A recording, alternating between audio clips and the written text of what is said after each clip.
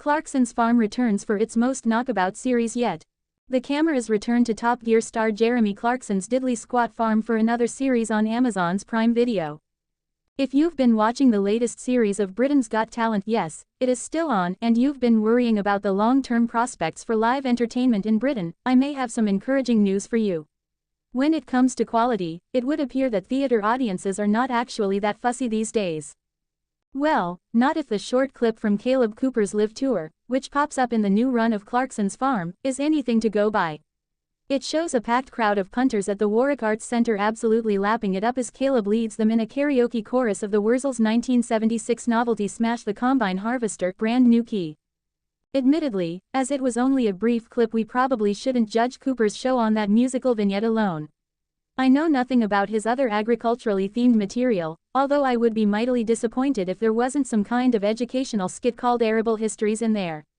More importantly, as well as delighting the good people of Coventry and beyond, celebrity farmer Cooper's tour provided some handy storyline jeopardy for the fourth series of Jeremy Clarkson's award-winning Farming Diary, which launches on Prime Video tomorrow, the 23rd of May. With Cooper away on the road for a couple of months at least, the first episode opens with Clarkson facing a pressing dilemma. Should he splash some of his tight budget on a temporary replacement or save some cash by attempting to perform Cooper's many duties on diddly squat farm himself? Obviously, Clarkson's frugal Yorkshire ways and the film crew's need for drama dictates that the latter option is chosen. With predictable results, Clarkson duly spends a fruitless first day shouting instructions at his stoutly indifferent livestock and spectacularly failing to plow and plant his government-subsidized field. To be fair, Clarkson proves quite good at what he likes to call shoveling but, by the end of the day, even he admits defeat. Turns out I'm not Jethro Tull, Clarkson sighs. I'm just a hapless wit. With that he instructs his long-suffering farm manager Charlie Ireland to go and find somebody to give me a hand. That's when the new star of the show arrives. Ireland somehow manages to quickly recruit for Jeremy a young, ballsy and blonde Derbyshire farmer called Harriet Cowan, and the first two episodes are instantly sorted for entertainment. Cowan is exactly what Clarkson, and this show, needs. Someone who knows exactly what they are doing, who has very little time for the shortcomings of the bumbling and bungling idiot she has been paired up with. Of course, this being reality TV, most viewers will need to take a giant leap of faith to believe that this is an entirely serendipitous meeting of minds. That blow is soon softened by the fact that Cowan is a TV natural who possesses excellent comic timing and a BS radar that can detect a waft from a country mile away. That she has Clarkson's measure is clear from their very first conversation. "You've seen Clarksons Farm," is his opening gambit, and it feels like more of a statement than a question.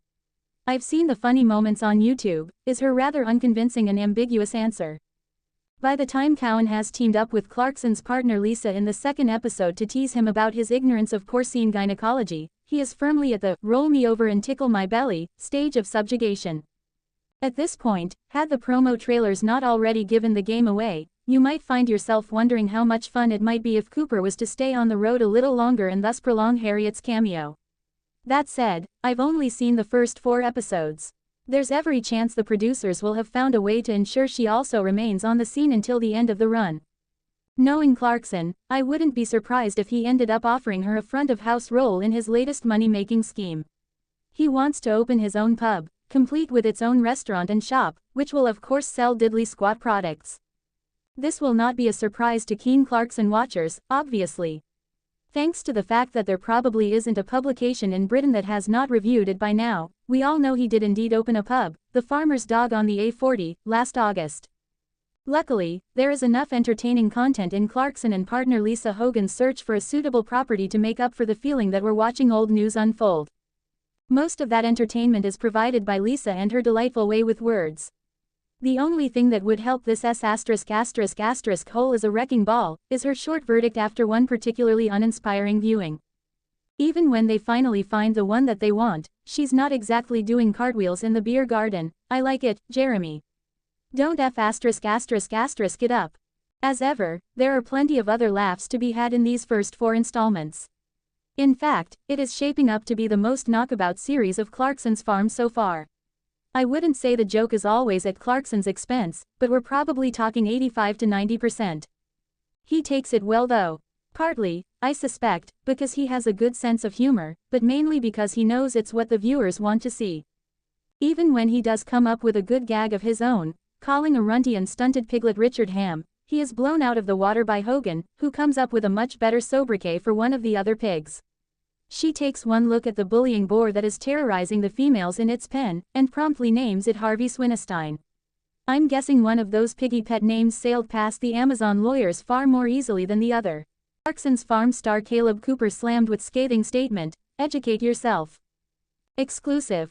Prime Video star Kaleb Cooper has been sent a controversial gift from animal charity PETA. Clarksons Farm star Kaleb Cooper has been slammed by animal rights charity PETA, which sent him a harrowing gift for his contributions to the farming industry. Jeremy Clarkson's right-hand man is set to speak to children about his daily life as a farmer at the upcoming Royal Bath and West show on May 29. It comes alongside the release of Prime Video star Kaleb's new children's book Kaleb's Farmyard Tales, which follows on from his adult releases The World According to Kaleb, It's a Farming Thing and Britain According to Kaleb.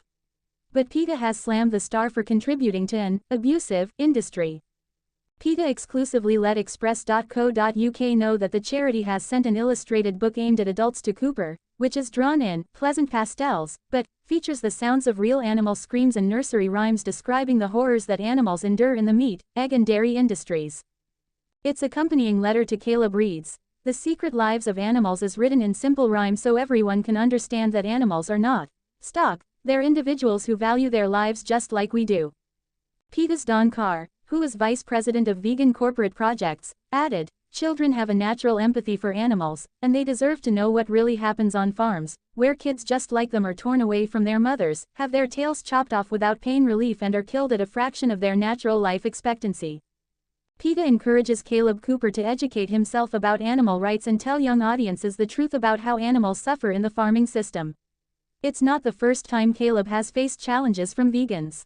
During his UK tour, PETA billboards were plastered around Bournemouth before his scheduled dates there with the slogan, "Support British farmers, go vegan." Clarksons Farm doesn't have the same spirit of its early days, but Jeremy's antics are still hard to resist. The dogs are out of control, Kaleb Cooper's gone on tour and Clarkson is opening a new pub in Season 4 of Prime Video's smash hit show. Jeremy Clarkson, controversial motor journalist and proprietor of Prime Video's Clarksons Farm, has just sent his recalcitrant Labradors, Sansa and Aria, on a month-long residential obedience course. But as he attempts to convince Sansa to sit her heel, she simply capers away, immune to her owner's commands. Ing hell, he laments with a sigh, they're worse than ever. As Clarksons Farm returns for its 4th season, viewers are treated, once again, to the timeless comedy of irrepressible, unreconstructed buffoonery, as beloved of the master as it is of the hound. The big change at Diddley Squat Farm is the elevation of its manager, Kaleb Cooper, to superstardom.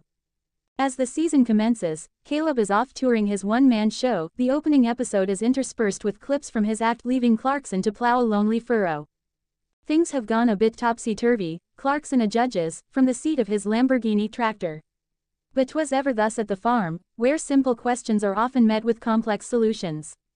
The big new complication, this time around, is Clarkson's aspiration to buy a pub, which will serve as both a secondary farm shop and a showcase of British food and drink. The pub plotline proves a welcome distraction from the travails on the farm. In its 4th season, a winter of contentment, things have settled into a rhythm. Crops all but select themselves, the livestock are unruly but well established. The show confects the occasional set piece, planting willow trees to supply cricket bats at a 2-decade profit horizon, or testing out new tractors like the good old days of Top Gear, but the farm feels like a known quantity now. And so, the pub is a narrative necessity, reigniting the dreamy, entrepreneurial spirit that made Clarksons Farm's early episodes sing.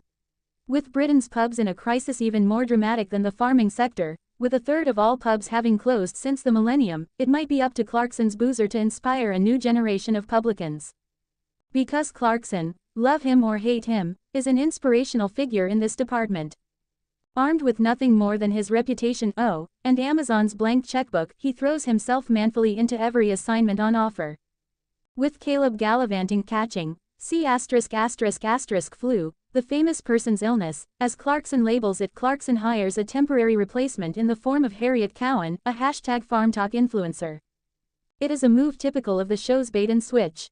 Clarkson is a vehicle for boorish, windbag humor, but he is not an evangelist for it. When he complains about being sore, his acerbic Irish partner, Lisa, replies unsympathetically. That happens every time we have a period, she tells him. And we cope with it.